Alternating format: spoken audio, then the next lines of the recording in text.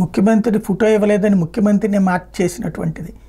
Police అధికారుల్ని విలన్లాగా చూపించి పట్టుకునేటటువంటి వాళ్ళని దొంగల్లాగా చూపించి వెంటాడి వేటాడినటువంటిది. పుష్ప అంటే ఫైరా, వైల్డ్ ఫైరా పక్కన పెడితే తప్పుని ఒప్పుగా, ఒప్పుని తప్పుగా ఎవరైతే బాధ్యతగా పనిచేసేటటువంటి పోలీసు అధికారులేమో దొంగల్లాగా, వాళ్ళేమో విలన్లాగా. అదే సందర్భంలో దొంగతనాలు చేసి లేకపోతే ఎర్రచందనం స్మగ్లింగ్ చేసేటటువంటి హీరోనేమో గొప్పోడి కిందన చూపించుకున్నటువంటి చిత్రం. సరే, సినిమా మన ఇష్టం కాబట్టి మనకు నడుస్తుంది. అది పక్కన పెడితే అల్లు అర్జున్ని అరెస్ట్ చేసి తన ప్రతీకారం తీర్చుకున్నారు, లేకపోతే సినిమాకి రియాక్షన్ ఇచ్చారా అటు పోలీసులను ఇటు రేవంత్ అనేది తేలదు. కానీ ఫైనల్గా అరెస్టు ఇది జరిగిపోయింది. ఇప్పుడు బీఆర్ఎస్ వాళ్ళు కావచ్చు, బీఆర్ఎస్ వాళ్ళు తాజాగా రైట్ చేసినటువంటి మోహన్ బాబు ఏమో డైరెక్ట్గా కొట్టాడు, మైక్ తీసుకుని కొట్టాడు, తల పగిలి ఆ రిపోర్టర్ ఆసుపత్రిలో ఉన్నారు.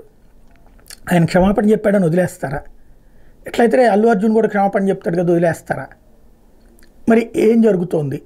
ఒకళ్ళ విషయంలో న్యాయం ఒకలా, ఇంకొకళ్ళ విషయంలో ఇంకొకలానా అన్నటువంటిది వివేకానంద లాంటి వాళ్ళు రైట్ చేసుకొచ్చారు.